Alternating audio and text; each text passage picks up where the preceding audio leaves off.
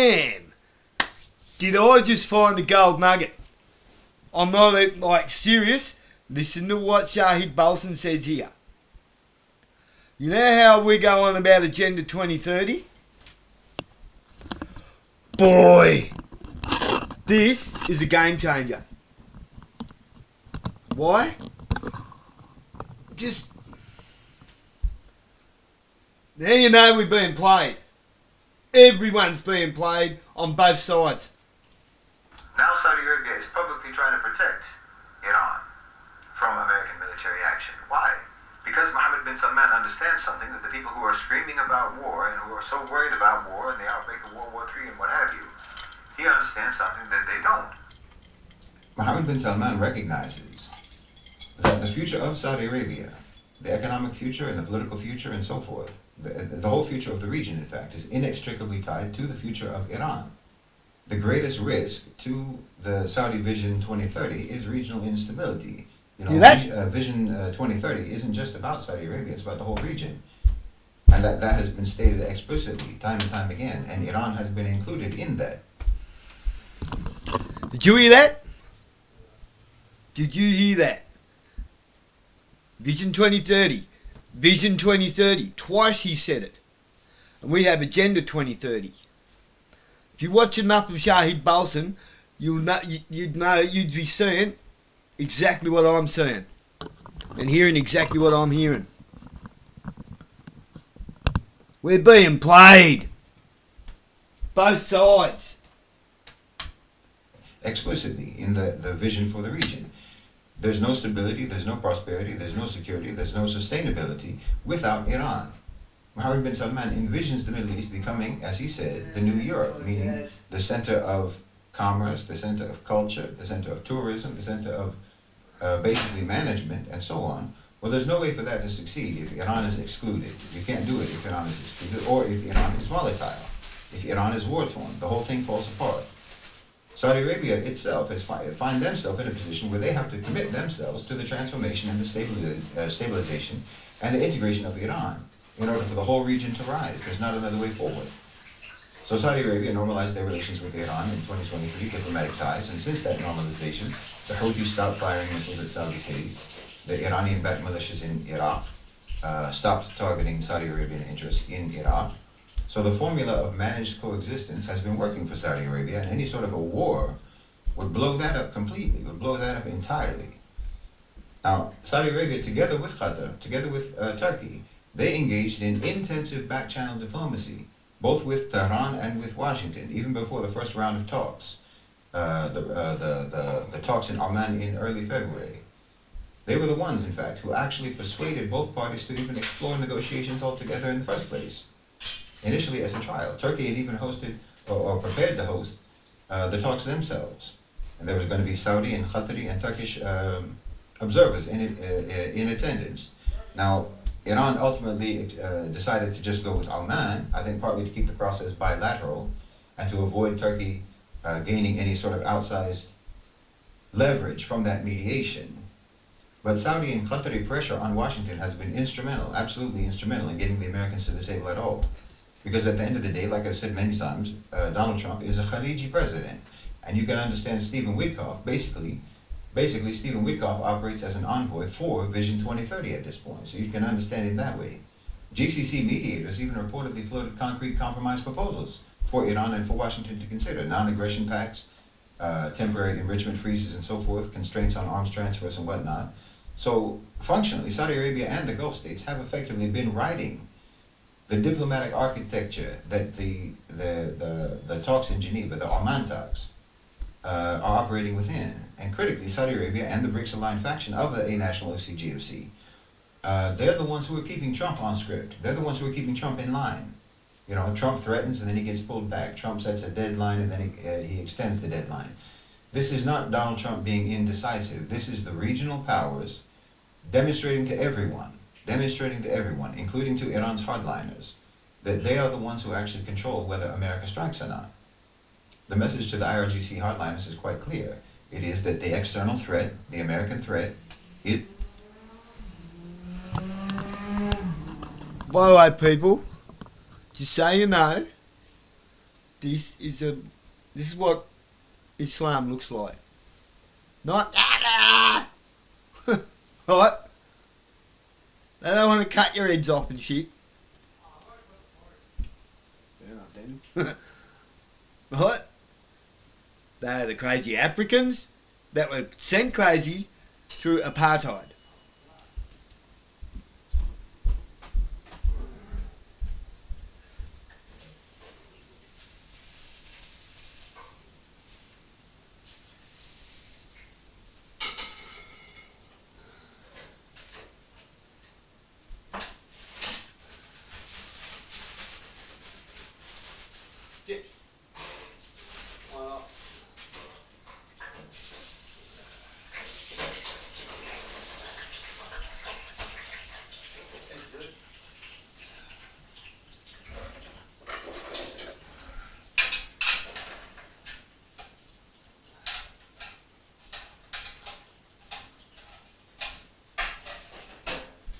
Chicken schnitzels. Right. Okay. Everybody said Vision 2030 twice. It's a thing. We have Agenda 2030. We're being played, people. From both sides. We are being pitted up against one another.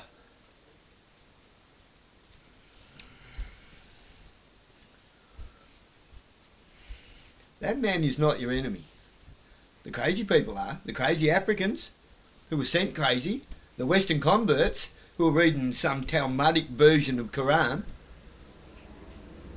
Just like there's the Bible and then there's the Bible. Catholicism is not Christianity.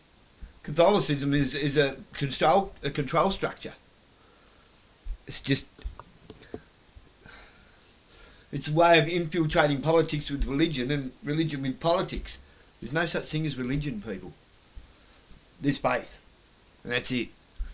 There's God, and that's it. Whatever your creator may be. Probably the same creator. In all fairness. Is real, but whether it materializes or not depends upon us, not upon you, not upon Israel, not upon America. So you should cooperate with us. I mean, you could look at Qatar. They're the ones who actually got hit by Iran last year. Qatar shares with Iran the largest natural gas reservoir in the world, the North Dome field on Qatar's side and the South Pars field on Iran's side. This isn't a symbolic relationship, this is physical. This is a physical, geological fact. Qatar's extraordinary wealth, the wealth that helped them, that enabled them to host the World Cup, to fund Al Jazeera, to house the U.S. Central Command at Al Udeid Air Base. This is all built on gas from a field that it shares with the country that America potentially wants to bomb. So you can't fully appreciate Qatar's foreign policy without understanding that single geological reality, that physical reality. And Qatar has historically maintained functioning relationships with all factions in the region, with almost every faction in the region. I mean, they were dealing with Hamas when no one else would deal with Hamas. They've always kept the lines of communication open with Tehran. They are the ones who funded Hamas when Iran lost interest. Like I say, I understand why they lost interest. They were only interested in Hamas as a resistance group, as a militia. And then when they dropped them, Qatar took over and funded them. Qatar hosts, as I say, the largest regional military base, American military base. And they've been one of the primary mediators, alongside Oman, moving messages between the Iranian and the American delegations. And obviously, Qatar was heavily involved in the negotiations after October 7th between the Israelis and Hamas. And their position is unambiguous. Qatar's position is unambiguous. They want a diplomatic solution, and they are facilitating a diplomatic solution. They privately told Washington that any strike on Iran is definitely going to end up getting them struck, getting the American base struck, as it was in June 2025. So this is a warning. You know, even though Iran did give Qatar advance warning about that strike before they hit that base, and it was all choreographed, and it was a demonstration rather than a genuine attack, but the precedent matters. Qatar knows that in a real war, that warning might not come. It might not be choreographed. So Qatar is simultaneously housing American military forces. They're simultaneously mediating between America and Iran, and they're simultaneously telling America privately that using Qatari territory for a war with Iran creates an unacceptable risk for them, an unacceptable risk to their own infrastructure and their own people. This is Qatar doing what Qatar always does, maximizing their leverage by being indispensable to every side. And then there are several other threads of diplomacy running in parallel to the Geneva process that deserve some attention, I think. India, for example, has quietly entered the picture. No one is really talking about that. India's Deputy National Security Advisor traveled to Iran for meetings with the Supreme National Security Council in late January. India has enormous stakes in what happens to Iran. The Chabahar port, the port project that India has spent years and years developing as an alternative route into Central Asia, depends entirely on Iranian stability. Everyone has a stake in this. India imports Iranian oil through workarounds.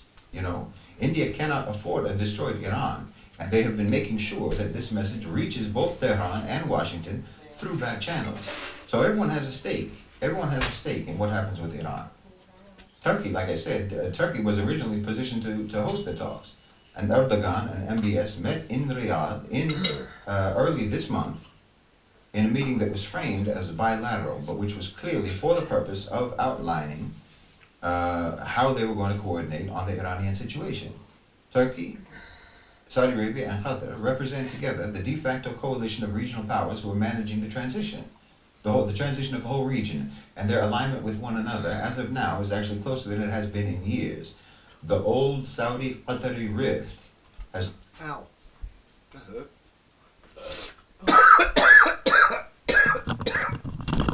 Take on that, you bastard.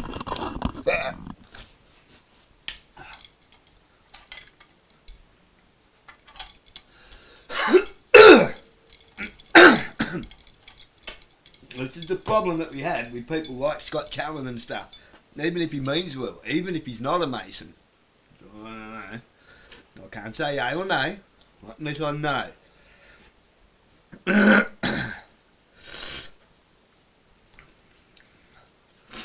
Look, somebody did point out about Trent Aitken in the paper that he comes up with unusable, simplistic solutions to complex problems. Yeah, he does. Now let's go up through the levels. Simplistic, unworkable solutions to complex problems. Clearly, geopolitics is a very complex problem. It's not like running a business, a building company, even if it's a multi-state franchise. Nothing like it.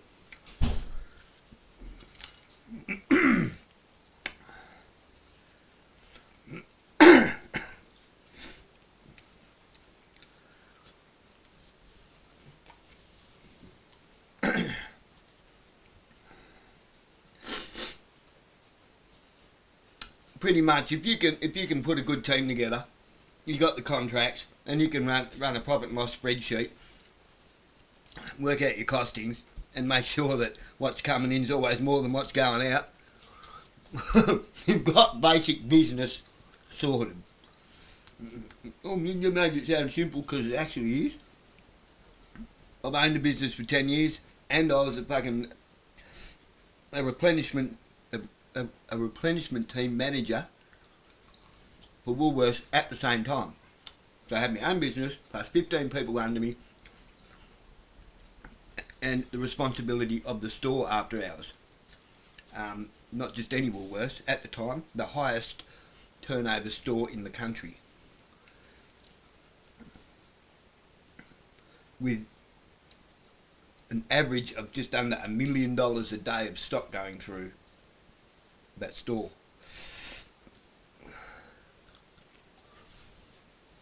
Christmas Day, about $1.5 million.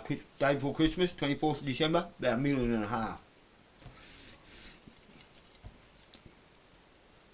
That was on top of running my own business, a restoration business, doing cars, boats, all sorts of stuff, crazy stuff. It's my own cornered little niche.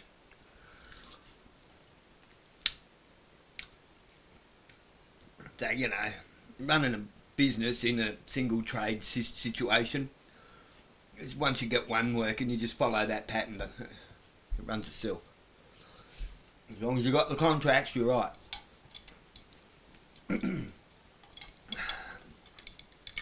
Now, like I've been saying, the only way we're really going to bring the government to its knees is to starve it. He's going to put together the biggest protest in Australian history. Okay, Clever Dick.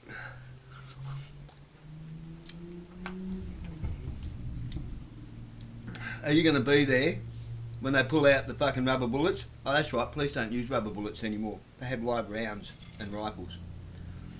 When they pull out the riot police, are you going to be there for the people, mate? Because don't think they won't do it. Because it's the Australian Defence Force. Israeli Defence Force, and you know that. You're ex-military.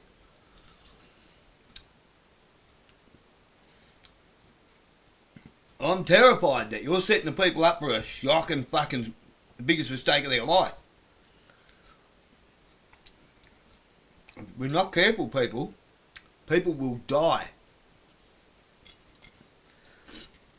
Look at all the riots all the way around the world. The protests that have turned to riots. And this will be no different. Because Israel's involved. Scott's already hopping up and down about the Muslims.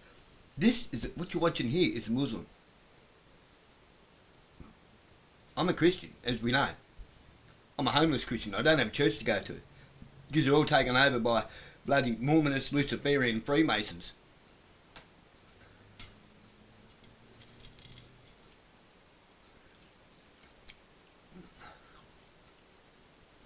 Everything's taken over by Freemasons around here. Everything.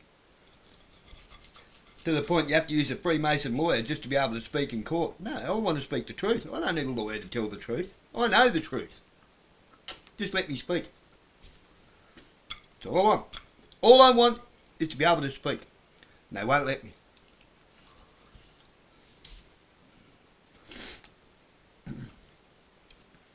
That's all I want. I'm not trying to get myself out of trouble.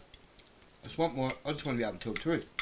I want my side of the story to be known.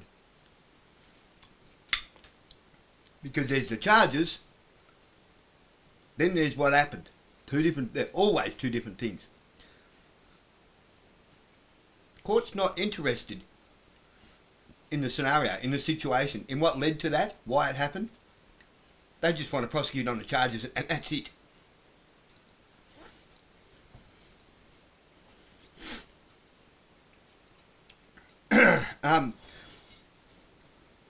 This is how we got in this mess. Everywhere is in this mess.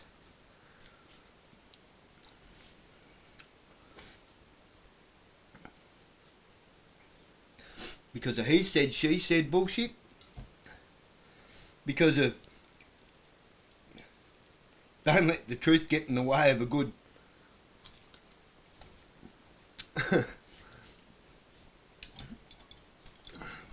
of a good defence.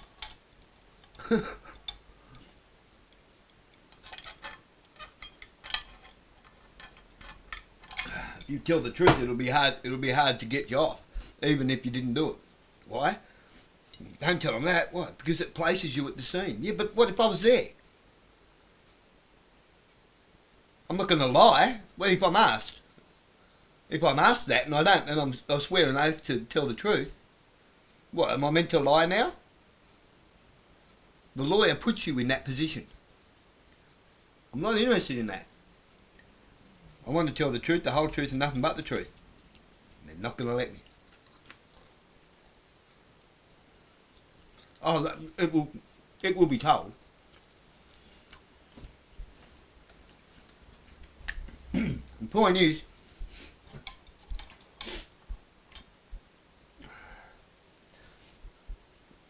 what we're watching here is another Yaxley Lennon. I've been saying this all along. He's great at telling the people what they want to hear, rallying the people up, blaming the Muslims when they're not Muslims. They're Western converts. They're reading from a Talmudic version of the Quran. And they are the worst of the worst from a very bad place.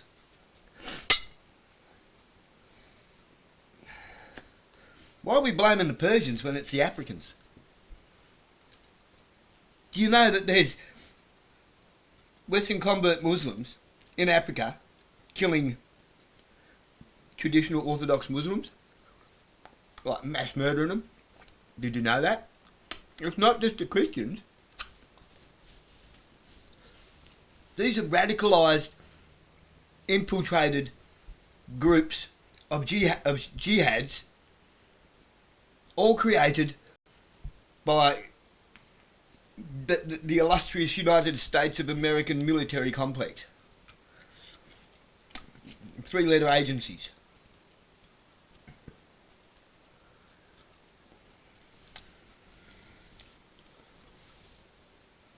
Osama bin Laden, for crying out loud, was a CIA agent. We know this. It's been proven. Now, you put a picture of Osama bin Laden right next to Barack Obama, and you tell me they're not related.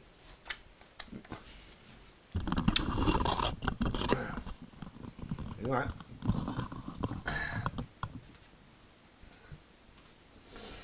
It's largely been closed. It's pretty much a thing of the past. And Turkish relationship with Riyadh is also warming. This is not coincidental. And Oman, as always, is the channel that actually works. The Omani foreign minister has been literally walking between rooms carrying messages. Oman has always maintained this. It's a very unique role in the Gulf. They're one of the few Gulf states that has never fully severed ties with Iran through any of the regional crises of the past decades. And Oman, obviously, there's the geography to consider. Oman literally sits at the mouth of the Strait of Hormuz, and it has credibility with all parties. It has credibility with Iran, has credibility with the United States, with China, and so forth. So this isn't a coincidence that the first and second rounds of talks chose the Omani framework. It's not a coincidence. And then there's Russia. Russia also has a stake in this. Russia is also involved in this, more than is even publicly visible. Russia offered to receive Iran's enriched uranium stockpiles as part of a compromise.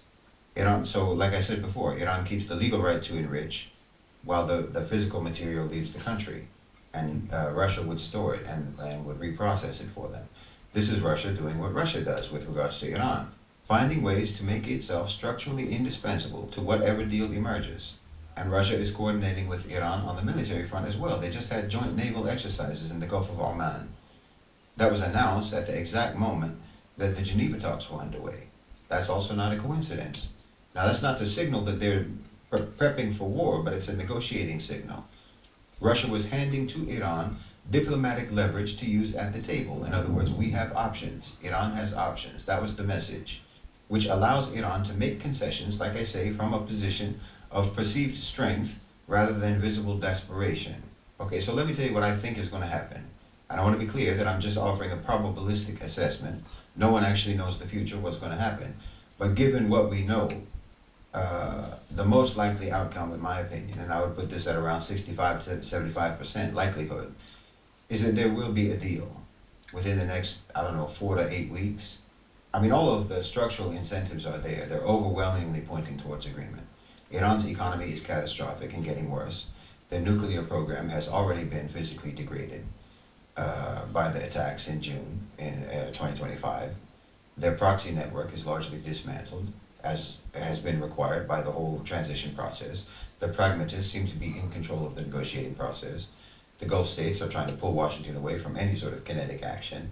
The BRICS-aligned faction of the OCGFC perfectly understands that any sort of a war or a destroyed Iran is a liability, not an asset, to their regional plan. And critically, I think both sides are already closer to the actual substantive terms than the public rhetoric suggests. They're already coming to terms. America is not, in fact, demanding zero enrichment.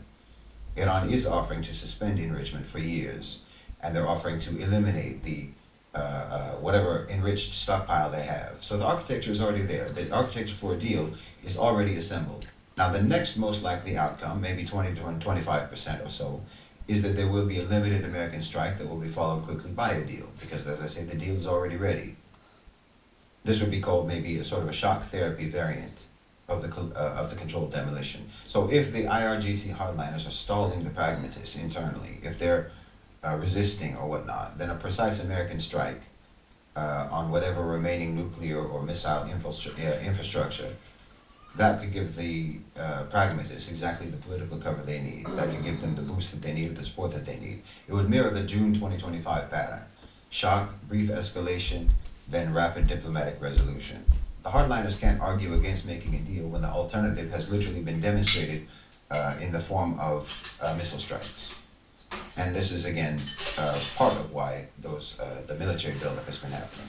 So if you see the 2-week window for Iran's written proposal expire without delivery, then you can watch for that scenario, a limited strike. Full-scale war in the way that the mainstream media imagines it, and they seem to be breathlessly preparing the audiences for, I put that at only around 5 to 10% likelihood. It doesn't serve any actor who has any real skin in the game. It doesn't serve the interests of anyone who's making decisions. Gulf investment plans, BRICS energy supply chains, global oil flows through the Straits of Hormuz, all of it collapses in a real war. Mohammed bin Salman has publicly blocked American use of his airspace. Even the Emiratis have done that. The Emiratis have said you can't use our airspace. Qatar has communicated what happens to Al Udeid. They've said that it's going to get attacked. If you attack Iran, then Al Udeid gets attacked. India. You're right. And also, if you want to look at that from the biblical perspective, right? You had 3.5 years of conflict and 3.5 years of peace, but it will be a fake peace. It will be not real, not true. It won't last. In the Middle East, we're talking about. So yes, I believe a deal will be made. They're following a script, whether it's biblical prophecy or whether they're following the biblical script. Either ways, it's to the letter. However, which way you look at it, it's to the letter. So, I believe he's right. They will strike a deal. They'll throw a couple of rocks at each other and then it'll all be over. Oh, we got peace in the Middle East, and Trump did it.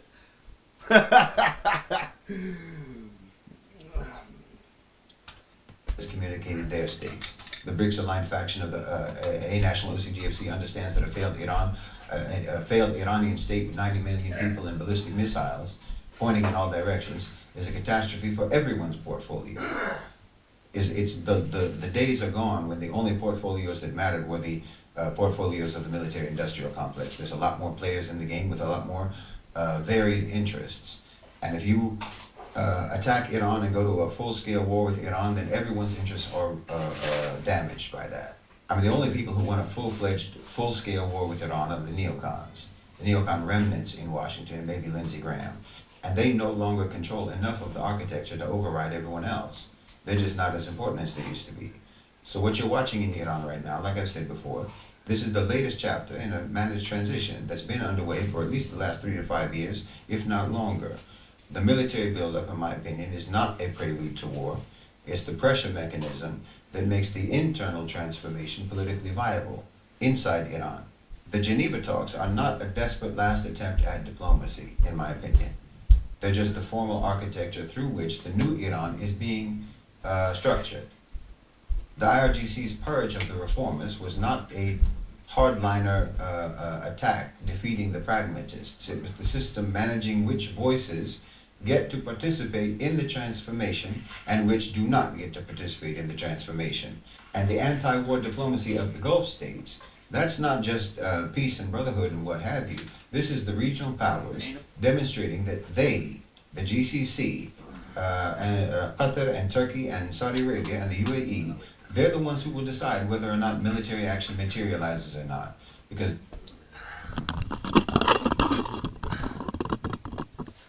let's remember, what is disclosure? Disclosure is apocalypsis. And what is apocalypsis? Revelation. They are the same meanings. They're all the same meaning, exactly. Not like, not similar, exactly the same. Disclosure, the Greek term for disclosure is apocalypsis, and that translates to the English version, revelation.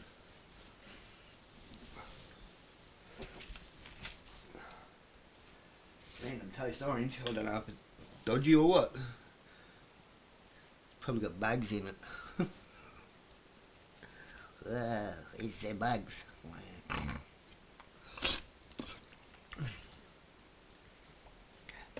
It doesn't kill me, will only make me weirder.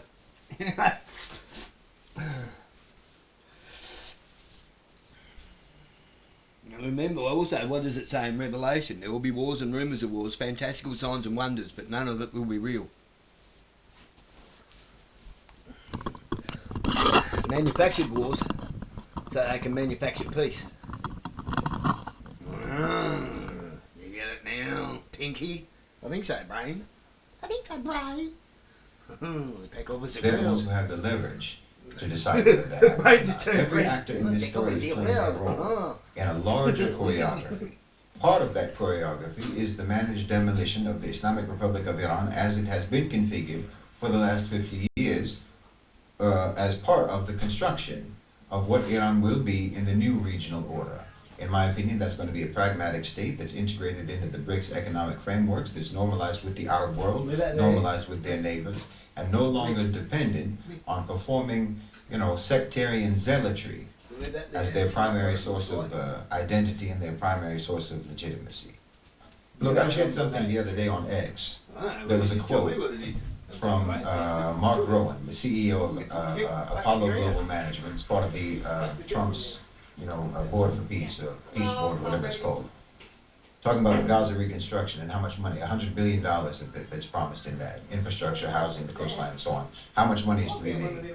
And that's going to be ongoing revenue, ongoing profit. That's not just a one-time investment that you can make money. And he's saying that the problem isn't collateral, or the problem isn't financing, the problem is peace. In other words, he's saying peace and profitability have now become the same thing. And that's the formula for the whole region. And I've been saying that since well before October 2023. Instability and violence, and yes, Zionism, these things only work in the region, in the post-World War II world order, and none of this works anymore. Not in the Middle East, that doesn't work anymore. Now, moving forward with the transition of the global economy, the Middle East region, the region needs to be stable. Profitability and peace are one and the same thing, and in my opinion, this applies to Iran as well. I mean, you're talking about $100 billion just for Gaza. You can multiply that by 10 or 20 or 50 or 100 if you're looking at an integrated Iran. And no, and Iran that is devastated by war doesn't give you that. It doesn't give you that. Full-scale war with Iran destroys Vision 2030, and there's no real plan B, not for the region. Not really even for the global transition. This is the plan. There isn't a plan B. The remainder of the 21st century is reliant upon a stable and prosperous Middle East. There's no two ways about it. Over the last decade, hundreds of major companies, American Western companies, have opened or relocated their regional headquarters to the GCC, almost 600, just to Saudi Arabia alone. Talking about Deloitte, Bechtel, IBM, Siemens, Baker Hughes, Goldman Sachs, Citigroup, BNY Mellon, BlackRock, on and on. Google, Meta, financial services, asset managers, consultancies, tech companies, you name it, everything. The region is becoming the center of the world. It's becoming the center of the world of finance, the world of business, the world of tech, AI, EVs, renewable energy, logistics, on and on. The trajectory is as clear as day. It's as clear as day. Collective sovereignty is being built from the Maghreb to Pakistan, from the GCC to the ASEAN countries, and across BRICS. And Iran wants to be, and needs to be, and I believe is going to be, integrated into that regional cohesion. And once it is, subhanAllah, once it is, Iran has unlimited potential. But the American hardliners, the neocons, and the Iranian hardliners, the IRGC and so on, and of course the Zionists, these are the three most intransigent elements that are trying to hold on for dear life to that post-World War II world order. And I think everyone is trying to finesse them out by one way or another. They're trying to finesse them out without triggering a backlash. Now there is one other thing to consider, and that is that a limited war with Iran would inevitably open the way for Iranian strikes against Israel, which, as I talked about before, back when it happened, back when that back and forth, tit for tat, happened last year between Iran and Israel. Imposing losses economically and militarily, and to damage the infrastructure on Israel, against Israel, this is useful for creating domestic changes within Israel. So this is something that will probably also be a factor in determining how things actually play out, how things actually proceed. Because, yes, the weakening of Israel and the dismantling of hardline Zionism is just as important, it's actually even more important, than the dismantling of hardliners in Washington and hardliners in Tehran. Dismantling the hardliners, zealot, crazy, genocidal, fascist, racist, supremacist mentality of the Israelis is absolutely necessary. It's the most necessary thing for regional stability, but it is also the hardest nut to crack. So potentially, limited strikes or a limited war, which would enable Iran to launch their missiles against Israel and weaken Israel, degrade Israel's capability and capacity, that could actually be a desired outcome from the negotiations. And I'm saying a desired outcome from all sides, from everyone who's involved, from the Americans, the Iranians, and the Gulf. Everyone would like to see that happen. So the Israelis should understand this. The Zionists should understand this, but of course they don't. They should understand that an attack on Iran constitutes an attack on Israel. And Iran can definitely absorb considerably more damage than Israel can. Any mutually degrading exchange will weaken Israel far more than it weakens Iran, which, as I said before, at that time, just facilitates the economic absorption of Israel into the sphere of influence of the GCC.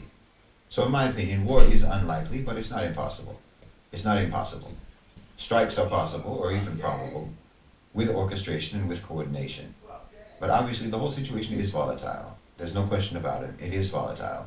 But at the end of the day, and this isn't hyperbole, the whole global order of the 21st century, the whole multipolar project, and the future of the region is at stake.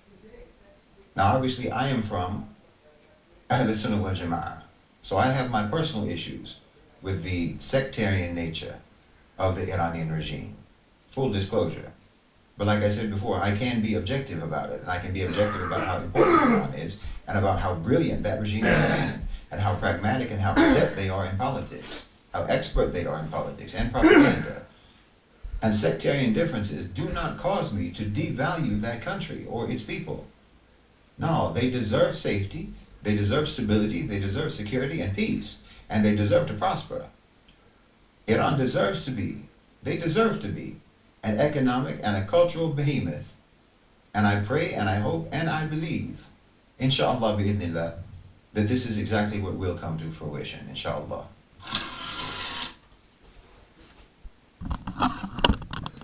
Yeah, so there's your radical Muslims for you. Like, if you don't get your head past that shit, you'll be beheading yourself. Who do you think these so-called Muslims are? Come on. Like, that's... Because nobody has actually seen real war and real espionage and real conspiracy to treason, not really. Nobody's seen actual, not real full-on action. Not like the stuff my grandfather explained to me. Not, when you watch an entirely different person wash over them as soon as certain things get mentioned, or...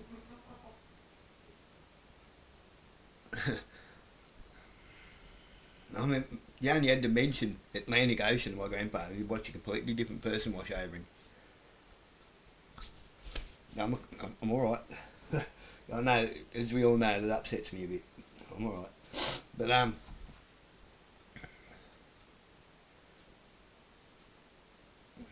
for good reason. Because I know the truth. I don't know all of it. But I won't sit here and listen to people fucking lie. Or speculate. When they're wrong. If I point out, sorry, you're wrong, and they get all uppity about it, why are you getting uppity about it? You're wrong. And you're going to remain wrong because you won't admit that you're fucking wrong. You can't right a wrong. You can only correct a mistake.